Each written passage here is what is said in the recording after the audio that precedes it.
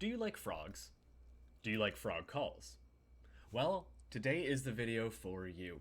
I got sent a really interesting story about the Coqui Frog out of Puerto Rico, and I thought I'd make a video, one, just talking about how cool this frog call is, the body of work behind the science of frog calls, and do a little deeper dive into how this frog might be affected due to climate change. So, let's just get right into it. So I got sent this story right here, and the headline is Frogs in Puerto Rico croak at a higher pitch due to global heating. And this has actually been known for quite a while. Some of the original papers that were published about climate change and their correlation with frog calls are all the way back in, 2014, by a paper through Narens and Meendering. So Peter Narens is a scientist out at UCLA and has studied the Coqui Frog for well over 2 decades. And it's those long-term studies that enabled us to say, hey, how is climate change affecting species? How are these populations changing over time? But let's back up a little bit. Let's actually figure out what the Coqui Frog is. So the Coqui Frog is a Eleutherodactylus coqui, or coqui. I don't know how to pronounce it properly. I don't care. And it is this little guy right here. So found this really cool video. This is from Discover Puerto Rico. If you want to know the channel, give them credit where credit's due. But you should be able to hear the call of this frog. So, yeah, so it's that coqui, coqui. They are a really, really fascinating frog species. Now, that coqui is actually more than just a call. It's actually broken up into 2 different parts, the ko and the ki. So the ko is actually used to tell other males that, hey, I am here, this is my territory, back off. While that ki note is actually used to attract females. This is based on a body of literature, I believe also through Peter Narens, but I might be wrong there. I have a link, let's see. It linked down below. I saw my own name, that's not me. No, that's not me.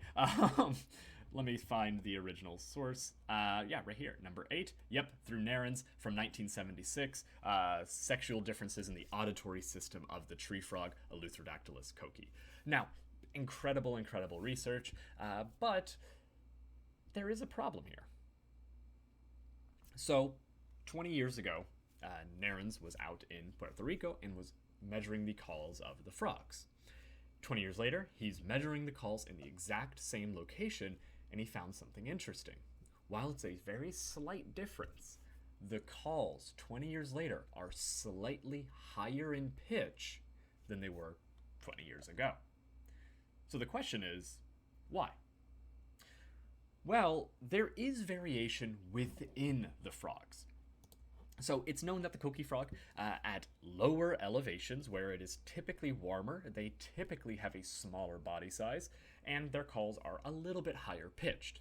While at the higher elevations where it is colder, the frogs are actually a little bit larger, and their calls are actually lower pitched.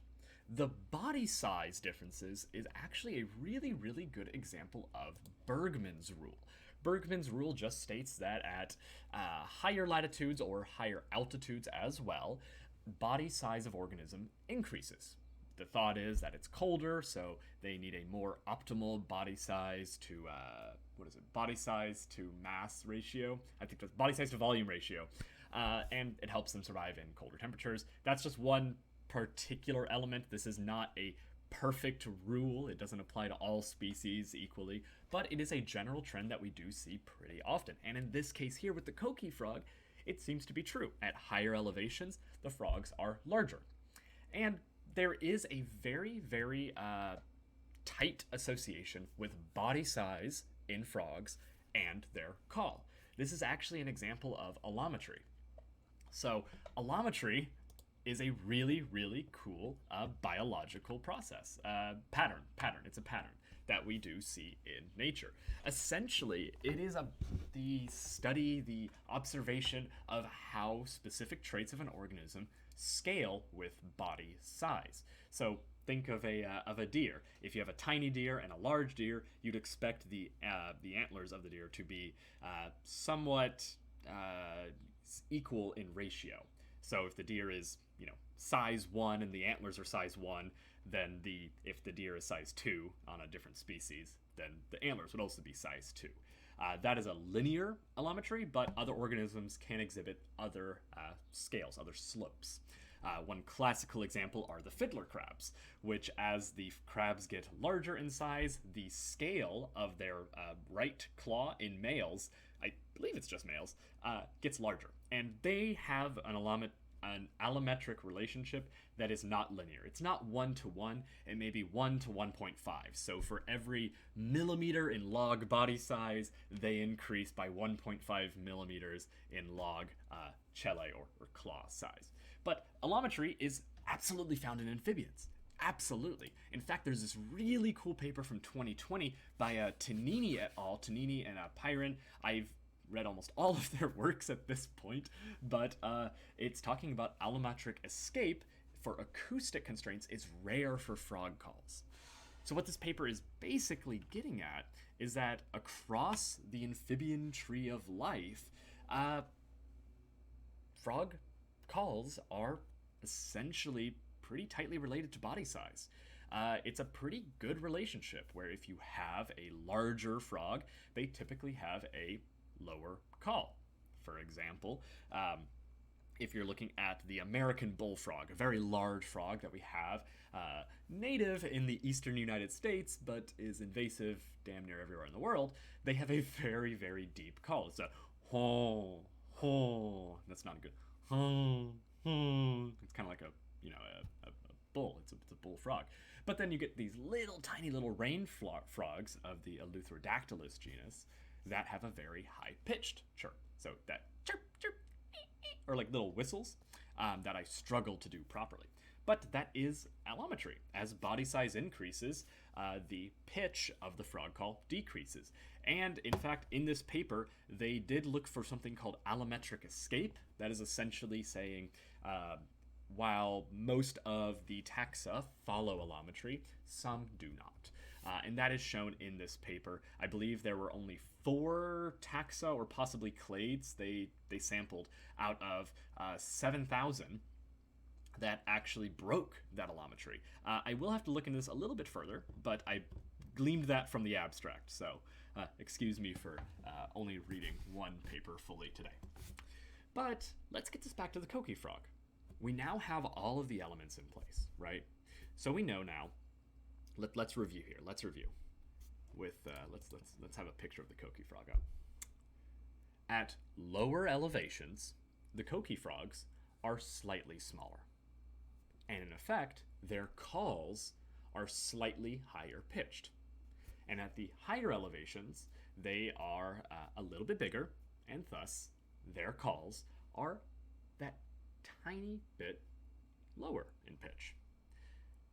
But remember, Dr. Nairns measured the calls 20 years ago and today. Relatively speaking, today. And he found that the calls at the higher elevations are now also higher in pitch. This is counter to what you'd expect, but investigate it a little bit more closely. There is a common trend with climate prediction models that taxa trying to escape a warming environment due to global human-induced climate change will actually increase in elevation. They will actually go up mountains because as you go up the mountains, it is cooler and cooler temperatures. Thus, it is more similar to the environment that those populations are evolved to. That's what they're used to. That's what they can survive in. That is what they are currently adapted to living in. So, the thought is that these frog calls are getting higher due to climate change because the populations are moving up the mountain.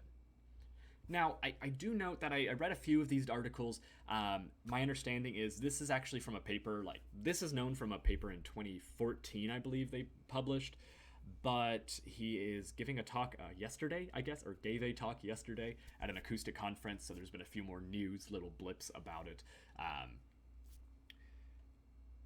And here is the big conservation impact of this. Because, cool, we see climate change and we see that taxa are adapting. They're moving up the mountains so that they can survive. Well, that's good in theory that they now have habitat they can go up to. But these mountains are not infinite.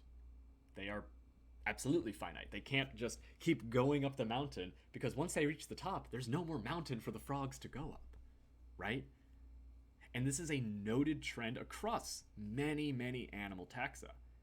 And yes, maybe the frogs at the low elevations are now moving up and they can survive, but what about the frogs that were already at those high elevations? What about the taxa that are already at those high elevations?